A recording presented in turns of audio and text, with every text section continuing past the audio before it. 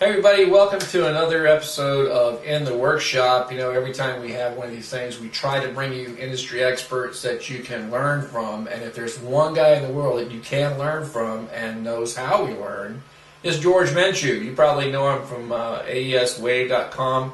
He's also authored several articles for the major trade publications. He's a renowned trainer. And we're really glad to have you. Jorge, welcome to In the Workshop. Thanks, Pete. Well, Jorge, I know you have a lot of neat things to show us, so I tell you what, I'm just going to cut you loose and let you have at it. First thing that I want to talk about, something that's very dear to me, and that is my experience of working on cars. You know, I started working on cars in high school, in Temple High School in Temple, Texas, and went to high school there, then went working in the shop. You know, one of the most exciting things that I learned working on these cars is it gave me a way to look at the whole world around me. And that is something that I am so thankful for. And in fact, you know, I just want to share this because if your listeners haven't thought of this perspective, you know, it'd be a shame to miss this opportunity.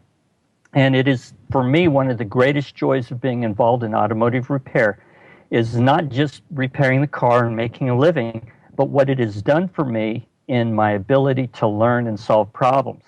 So what I want to share with you is what I call approach problems through the eyes of a mechanic. So here's the first example. I worked on a lot of engines. What I was doing when I was rebuilding those is I would take them apart. I would look at all the parts, at the characteristics. I would look at where they were mounted at. Of course, I was going to have to put it back together. I got to the point where you could literally have all of these parts in a big pile, pick out any single one of those, could look at the condition of it, measure it. I knew what requirements had to be met, what conditions it had to be met. I could put the engine back together and hopefully get a successfully running engine. And see, why this was so important is I started to realize the value of putting this engine together, taking it apart and mastering all of the simple little pieces.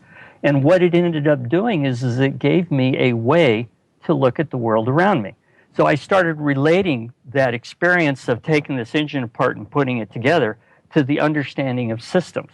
You know, every system, regardless of what it is, it's made up of a bunch of little parts and pieces. And those parts and pieces, if they go together the right way, if the requirements are met, if the conditions are met, you end up with a good running system. It doesn't just have to be an engine. This perspective gave me a way to look at the world around me. It has allowed me to accomplish things that I otherwise probably couldn't have accomplished. It doesn't make me an expert at anything, but it definitely makes me better at what I do. Think about this from a mechanic standpoint. We have the opportunity to go master the understanding of systems from the nuts and bolts and on today's cars to the computer strategies through our hands and through our experiences, not just through books that we read and things like that. So technically, there's an opportunity to learn it in a more in-depth, innate way than you can in any other format. So once I realized that everything is a system and everything is based on the mechanics, just like this Volkswagen engine, I could relate this to everything, including information. There is a mechanics to the way information goes together, Pete, and I'm sure, you know, we all know this, but we just probably haven't thought about it. So, for example, look at the words on this slide right here. Each of the letters are like the nuts and bolts of an engine. You combine them together and you get a word. You combine the words together and you get a sentence, and it just builds up. And if the words and the sentences and everything's put together, it has a meaning. Just like the nuts and bolts of this engine, if put together correctly, you get a good running system. You can see a pattern here. I'm taking what I've learned in the shop and I'm applying it to everything around me. And the end result is it gives me a stronger foundation to stand on, which allows me to deal with more complex subjects. Now, there's not only a mechanics to systems and information, there is also a mechanics to learning. During my time in the shop, I wasn't just there to repair cars, I was there to try and master my own personal abilities. In doing that, I started noticing how things work, which included the systems, the information, and the way learning works. And sure enough, there's a mechanics to learning just as there is to system and information. That's an interesting concept too, George. Because a lot of times, because I've talked with a lot of teachers, and of course you're a renowned trainer. We look at how we have to teach to reach different types of students. But I think this is a great impact looking at it from the other side. What's the mechanics involved with the student himself, right? Yeah, if you take two technicians, let's say they've been working in the same shop for 5 years, and you have one who's being very successful and another who's struggling. Back in the old days, Pete, we used to say, I don't have enough information, I don't have the right tools, and in some cases that's still true today. But at some point, what I noticed, especially for myself, and this is what brings us to this slide here, over the years I was paying attention to the challenges that I went through and also the challenges of others, and trying to see if I could come up with a formula. But when you take two where one's successful and one's fighting and struggling, the answer is found in themselves a lot of times. But we don't talk about that very much, do we? We don't say, well, what's your own personal contribution to your success? See, that's the key. You look at somebody who's an expert, and you're an expert, and you know many people who are. There are certain characteristics about them that define them, and it's part of what makes them so good at what they do. It's not just about working hard. It's about the way they look at things, the way they solve problems, and some people just do it naturally, and I try to put myself in the category of I don't do it naturally, so I have to go out and discover techniques and strategies for allowing myself to accomplish things like that. So over the years, as I started doing training classes, I started to look at some of the challenges that were taking place, with not just myself, but with others. Here's some of the things that I learned about us, about me, about you, about all of us. And we all have gone through these challenges. And this, I think, is probably the most important thing, Pete, is that we all know a lot more than we think we do. And this is something that I discovered doing my wiring diagram color coding class. And what would happen is I would talk about electronics to a technician that thought they were struggling, and they were struggling. They didn't just think that they were struggling. And I could ask them leading questions. And I thought it was interesting. Well, they can answer all these leading questions. So they had the information in their head. What was missing was the ability to organize it. So what I decided to do in my color coding class was to start looking for the techniques of taking this needle and thread and tying the information together. And also the technique of how to get the information out of your head or to get it into your head. So all three ways right there. And this is the saying that I came up with. A lot about learning is about technique. And this was very powerful. So again, let's look at the pattern here. If I show you a challenge and you can't figure it out, but if I can come up to you and ask you the right questions and you can answer every question, then you have the information in your head. What's missing is the techniques to get it out and put the pieces together. So for example, in a wiring diagram, if I ask you, does every circuit have to have a load? You're going to say yes. Does every circuit have to have a power side and a ground side? You're going to say yes. Well, then go test for a power side and a ground side. So what happens, though, is you come up to a wiring diagram in a circuit and you see this complex wiring diagram and circuit, and you end up getting tunnel vision on all the things that you don't know, all the complexity of the diagram, instead of focusing on what you do know and starting with the simple stuff, which is a technique of solving problems. Look at this wiring diagram here, for example. So if you're not familiar with the system and you don't feel you know a lot about electronics, you're going to look at this diagram and you're going to be overwhelmed by all the things there. Well, oh man, what do I need to know? What's that symbol there? How do I start analyzing this? Well, one of the techniques is, what I did is I looked at all these diagrams and I said to myself, if this were my Volkswagen engine, and I didn't literally say it like this, but this is basically the pattern that played out. If this were my Volkswagen engine and I want to master it, part of mastering it is to be able to master all of the tiniest little pieces of that motor. The nuts, the bolts, the washers, the dowel pins, everything. How do they all fit together? What are the characteristics? So what I did, and I didn't even know it at the time, I took that fundamental pattern of all those engines I built and applied it to this wiring diagram. And here's what happened. I looked at the wiring diagram and I said to myself, what are the common elements to every circuit out there? And what was the answer to that? Every circuit has to have a load. Every load has to have resistance. Every load has a power side and a ground side.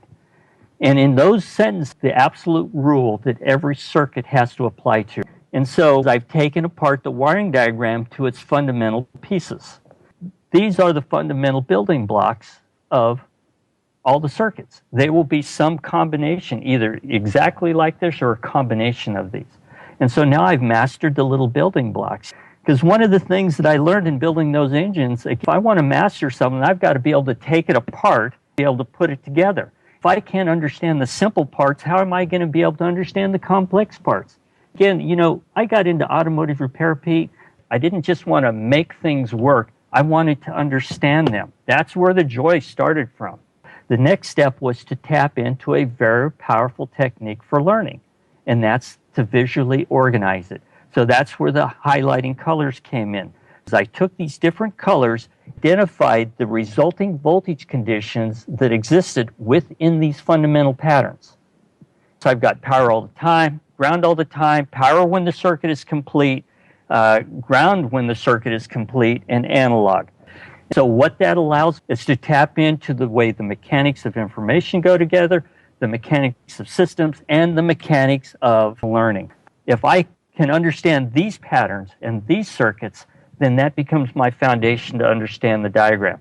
One of the other strategies, whether it's a wiring diagrams or anything, is I try to frame everything. And so when I look at a system, I try to frame it in three directions of analysis. One, from the simple side up. Two, from the complex side down. And three, from the inside out. And here's an example. This wiring diagram color coding is looking at the automotive system or the automotive diagram, whatever it represents, from the simple side, which means what are the rules? And here's a rule. Every circuit has to have a load. Every load has to have resistance. Every load has to have power side and ground side. Here's a rule of thumb. Almost every circuit is going to be switched, either at least on a power side and or at least on a ground side. And some circuits are analog. So this color coding circuit patterns that I have here in the color coding legend, they're a pictorial representation of those rules. Now, analysis from a strategy side is completely opposite. If I'm going to look at a wiring diagram from a strategy side, I'm not looking at a load for does it have a power and ground. I'm looking at a load for when is it turned on and off, the strategy of when that happens. Well, if you're a beginner in electronics, that's a very difficult way to begin, because if you don't understand the fundamentals, how are you going to understand the complexity of the strategy? You know, one of the things that makes us successful is if we understand the basics, it makes it to understand the complex part of it. No, wait a minute. I got to interrupt you there, George. You just said it right there. If you don't understand the basics, if you're not comfortable with that foundational knowledge, then moving up to the more complex, the strategy-based, is going to be next to impossible for you. You have to. Everything that you look at starts with a strong foundation. Whether it's as a technician, if it's your mechanical skills, your electrical knowledge, whatever the case might be, or as you have expanded on as well in life itself, a life challenge. If you don't have a good handle on the basics, then handling something more complex is going to be more difficult. You got to have a strong foundation if you want to build a sturdy house. Yeah, let's throw in a little bit of what happens in the shop. You know, we're under pressure to get the job done. When we're under pressure to get the job done, in those cases, tell me what I need to do to get the job done. And I just want to get it done. So we're under this kind of pressure. So a lot of people say, well, I don't have time to learn it. You know, just give me the answer. But see, that's the problem. And that goes into this idea. If you have two technicians, one who struggles for 5 years and one who excels over 5 years, what's the difference? And the difference is those who are trying to put the pieces of understanding together. And when you want to master something, again, it's just like that Volkswagen engine. I do not master it just because I can do a tune-up on it. I don't master it because I put it together and it ran good. I mean, people can follow instructions. Mastering something, and it from the the most basic pieces to the complex strategies that allow it to operate. I mean, the idea of mastering something is if it doesn't work, you understand it to the point where you can find out, what step in the process is not accomplishing its goal to make it work, and then the parts and pieces to fix it. So, again, the idea behind this slide here is I try to break it down into 3 areas, because the reality is that most of us are goal-oriented in the beginning out of need, where we have to make a repair and we have to do it quickly.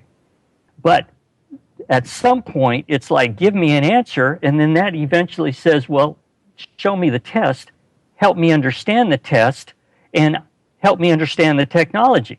So a lot of times in diagnosis, we do what I call a top-down learning process, where it's about car and you slowly work your way down into where you can finally understand the simple little building blocks. But one of the things that I'm trying to point out with this particular slide is that try to put this picture in your mind of the top down, which I just talked about, and the bottom up. And you're trying to use this as a framework. So when you're doing testing, you're trying to make the connection between the simple stuff and the strategy. And this really plays out good for waveform analysis. And I'll give you a quick example. The lab scope is such an important tool. And the reason it is so important is because through a lab scope, for example, you can see, say, the characteristics of how a coil behaves. In the way the current builds up and the way the field collapses and all these things. Well, through a lab scope, you get to develop an innate feel for the way a coil behaves. So you're learning this building block of the system, as opposed you look at it through a scan tool, and it certainly can give you codes about the behavior of that coil, and it can certainly tell you if the pulse width for the, say, a fuel injector is correct. But if you want to master it, and this is the key to becoming an expert, is using your tools to make that connection from what you see in a wiring diagram for a coil, the description you read in your books for a coil, to the dynamics of the way the waveform shows all of those characteristics of that coil coming to life, to the connection to the way the car's running and what it looks like on a scan tool. And so again, coming back to that slide with the 3 dynamics here, when you do a diagnosis, the idea is what I call meaningful experience. And meaningful experience means is that I'm going to have my awareness turned on. So when I'm learning something, and if I want to master it, which again is what got me involved in automotive in the first place, I want to understand things, I can look at it from the strategy down, the simple side up, and when I do my testing, I'm looking at it from the inside out. And my goal is to try and put all of those pieces together. But ultimately, going back to what you said, is that if we want to master the system, you have not mastered it until you have mastered the basics. And one of the powerful things about the basics, and this goes back into our wiring diagram color coding here, and this is the one reason I just love this class, is because it's a great way to teach these dynamics and how to put all these pieces together. What you do with wiring diagram color coding is that the color coding shows you the learning process from the simple to the complex. So again, I'm taking my nuts and bolts of the engine and I'm starting to assemble it. So look at this process. I found all the basic patterns within the diagram. I color coded it, which revealed all the basic voltage conditions, which then reveals all the basic testing results that should be there, which does what? It allows me to then focus on the strategy of the system and how it actually functions. How if I turn on the key, how does that change the circuit? How if the AC pressure switch changes conditions, how it happens. So just like working my puzzle, if I do all the easy pieces first by becoming a master of the basics, I'm going to have a better chance at mastering the complex. Not just because someone told me, oh, go check this, but I'm mastering it through a true in-depth understanding. And tell me one automotive technician that didn't get involved in this industry because they just wanted answers. No, we got involved because we wanted to have the understanding of how things work. Well, I think what you're making a great point of, George, is that, as you pointed out, especially with electrical issues, a tech that maybe has an okay foundational knowledge, But for a lot of guys, they, like as you pointed out, you can ask them questions and they will lead themselves to their own answer because they do have the knowledge, but oftentimes it is fear, lack of confidence in their own skill. I don't really know what word you want to put with that, but they know it, but they're not 100% sure. They don't have the confidence that they do. And this is a great way of saying, well, yeah, okay, I'm a grown man and I'm coloring on a piece of paper, but the concept it puts forth is now I know what each leg of this circuit is supposed to do, and I can apply that foundational knowledge to my testing, and that kind of leads you into the strategy, because you have to get into the strategy once you got to the relay. You know, what turned that switch on, what completed that path. You know, so yeah, I see where you're going with that. It makes a lot of sense. Right. Well, you know, it's kind of a strategy for dealing with things. Again, a lot of times when we do a diagnosis, we're going to be doing it from the complex side down. But, you know, the bottom line is that, okay, when that's not working, you have to have another approach. And sometimes that approach is to go from the simple side up. And for wiring diagram analysis, especially for folks who are still learning electronics and, you know, system strategies from the wiring diagram perspective, this is the best way to do it, because, you know, there's a process into the way we learn. It's based on that process of crawl, walk, and run.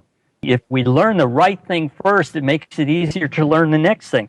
Well, we can talk about all the strategies of an automotive system. What good is it to know that if you don't know that every circuit has a load, every load has a resistance, every load has a power side and ground side? By understanding that there are different pathways to analyze the problem, we can use those different pathways to verify our thoughts on our analysis. Like, for example, in the wiring diagrams, and this is a cool thing about this class and this approach, is that in a wiring diagram, we can look at the circuit from the power side to the load and then to the ground, and we can make a conclusion. But let's say that we're not sure. So we could turn that around and we can come from the ground side and analyze it up to the power side and see if we come to the same conclusion. It is amazing at how it can help keep you in a good direction. Going back to that slide where I said we can look at it from the inside out, let's do that on a circuit like this. Every circuit has a load. What's the load? Well, it's the coil inside the AC compressor clutch relay. It has to have a power side and ground side. So now I'm approaching the problem from the inside out. So, you know, the nice thing about wiring diagrams, and this is what I discovered in this class, and this is why I continue to do it, continue to develop it. It helps you with wiring diagrams. And more important than that, it addresses the most important thing that it comes to being a good, successful automotive technician. And it is not just about mastering tools and mastering automotive technology. It's about mastering yourself. And the wiring diagram just happens to be an excellent learning tool for putting and mastering these techniques. These techniques apply to everything we do. Now, I've got a challenge for all your listeners, Pete. Tomorrow, when you walk into the shop, I want you to say this to yourself: I am a paid professional learner. My learning and problem-solving skills are not going to be a byproduct of my experiences. They are going to be purposely developed through awareness and deliberate action. I am not just, you know, I'm not just going to go into the shop trying to get the car fixed, Pete. I want to go in there and I'm going to pay attention to what's going on, and I'm not going to just, you know, let the next 5 years go by and the development of my skills be, you know, just hard-learned lessons. I'm going to think about what I'm doing. I'm going to think about the challenges I've gone through, and I'm going to try to find solutions for them. Purposely try to find solutions. And, you know, the end result is that you are not going to look back at the past 5 years and say, oh, you know, what happened to me? You're going to look at the past 5 years and say, man, what a good idea that was. If you take this mentality, this strategy, and you walk in and say, hey, I'm no longer going to be, you know, controlled by what I don't know. I'm going to be in control, and I'm going to purposely develop my skills. What you're doing is you're turning your everyday experiences into what I call meaningful experience. You're learning to put the pieces together, and this is what it is to be on the road to becoming an expert. And so, Pete, I'm going to conclude with my learning pathway.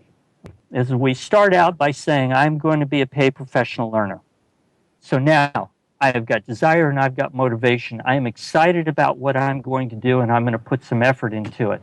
Well, here's the first word that helps to control us and puts us in action, and that is the word self-awareness. This is so important. Is self-awareness gives us two things. One is we've got to be able to control ourselves, and number two, we have got to know what our contribution is to our success and failures. If we don't do this, we're at the mercy of our experiences, the hard-learned lessons. Then we don't know if we learn them or not. We just keep repeating it. And I'll explain this in just a second. But here's the next step on the road to becoming the best you can be. And that is learning awareness. Learning awareness is so important. Just like working our puzzle, getting out those simple pieces, working a crossword puzzle. Tell me one person who works on a crossword puzzle that focuses on the question that they don't understand. We all solve crossword puzzles the exact same way. What do? We go find the ones that we do understand. When we come across one that we don't understand, we recognize it for that and we set it aside. We step back and we go find the one we do understand. Now let's go to waveform analysis and put these two together. In waveform analysis, as soon as I see something I don't understand, I'm not going to get tunnel vision. And we don't get tunnel vision, Pete, by having a self-awareness turned on. Self-awareness says, hey, I am not going to get tunnel vision. I need to step back and I need to come up with a new plan. Well, a new plan is I'm going to open up the toolbox of my learning awareness.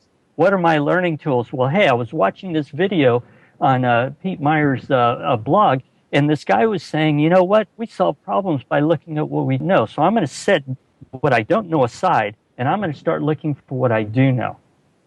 That's what learning awareness is. See, learning awareness is if I know how learning works, I can purposely pick out techniques and apply it. And so for the waveform analysis, well, what do I know? Well, does it look like it's supposed to be there? Does it look controlled? Does it look random? And I can become my own best teacher by asking myself questions. So you can see how one leads to the next. And so what happens is when you start doing this, and if you're doing this for a couple of years and you're paying attention, you're going to be in pretty good control of what you're doing. And as the end result, you end up having more directions for your analysis. Like for me, what I showed you earlier was the simple side up, the complex side down, and the inside out. You know, you can pick the directions that you're going to take to analyze something, and sometimes you want to pick two different directions to look at the same problem, to verify your answer. And then as your skills develop, you're going to develop the ability to know how to do the proper testing along the way. So here I'm going to pick a particular style of analysis, like in color coding. I'm going to go from the simple side to the complex by starting out with my color coding of the diagram. Well, what test do I want to do when it's time to test the circuit? Am I going to use a lab scope? Am I going to use a voltmeter? Or do I need to go to the strategy side and use a scan tool? Well, the more your foundation of self-awareness and learning awareness and the different pathways for problem solving are there, the more effective you become in your testing methods. And if you add all of this up, you end up getting good results. And the more results you get, the more motivated you get. So if you look at my graphic here, you see that it goes in a circle where it just increases in size. Pete, it all starts with desire and motivation and self-awareness. You turn on those two things and tap into the idea that we're mechanics. We can apply that fundamental skill to everything we do. It's just exciting of what can happen. The bottom line is, it's all about you. And that is the message that I want to get across today. I hope it is helpful. Oh, absolutely, George. And I think one lesson I picked from this, I know a lot of techs. I've had the pleasure of meeting around the country over the past few years since I took this job. Many of them want to be better than what they are. They know they can be better than what they are. They don't always understand how.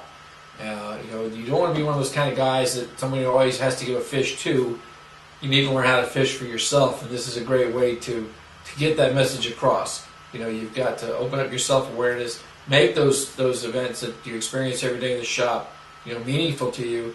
I think one of the sayings that came to mind when you were talking about that, you can have 10 years experience on the job and either have 1 year repeated 10 times or 10 years of meaningful experience. I think that's a great message. I appreciate you taking the time to share that. For those who are watching, are there ways they can find out when you are presenting some of the classes that you talked about or materials related to that they can go pursue? So yeah, just keep a watch on aeswave.com. And by the way, we got a new website. So if you haven't been to visit there in a while, come and check it out. And keep posted from there.